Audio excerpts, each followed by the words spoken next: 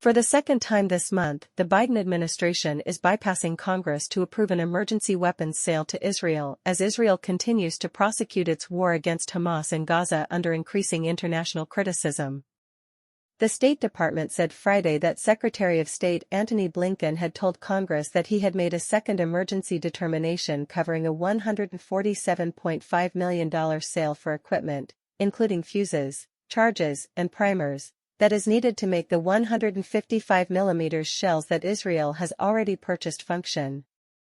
Given the urgency of Israel's defensive needs, the Secretary notified Congress that he had exercised his delegated authority to determine an emergency existed necessitating the immediate approval of the transfer, the department said.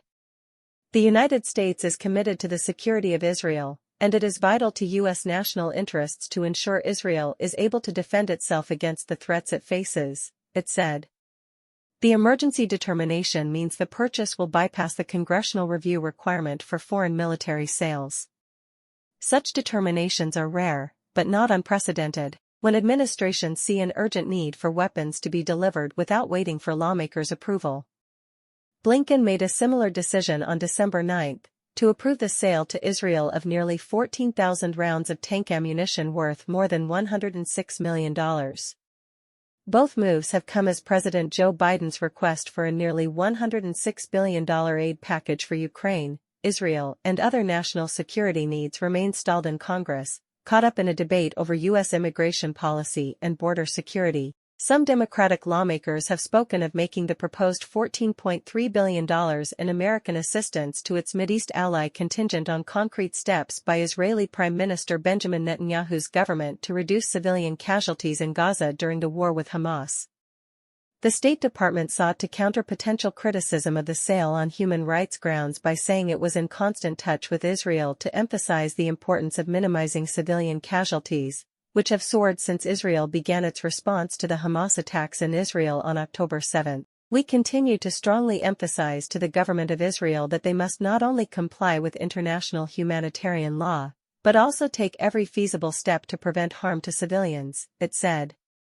Hamas hides behind civilians and has embedded itself among the civilian population, but that does not lessen Israel's responsibility and strategic imperative to distinguish between civilians and Hamas terrorists as it conducts its military operations, the department said.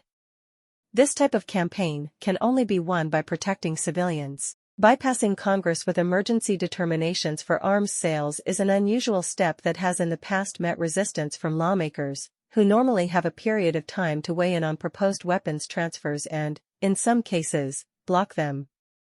In May 2019, then Secretary of State Mike Pompeo made an emergency determination for an $8.1 billion sale of weapons to Saudi Arabia, the United Arab Emirates and Jordan after it became clear that the Trump administration would have trouble overcoming lawmakers' concerns about the Saudi and UAE-led war in Yemen. Pompeo came under heavy criticism for the move, which some believed may have violated the law because many of the weapons involved had yet to be built and could not be delivered urgently.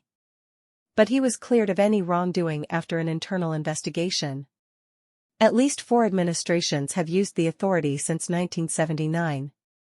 President George H.W. Bush's administration used it during the Gulf War to get arms quickly to Saudi Arabia. We are so appreciative that you watched till the end. Comment below with your thoughts on this news, and don't forget to hit the subscribe button and give us a thumbs up. Look forward to seeing you in our next news.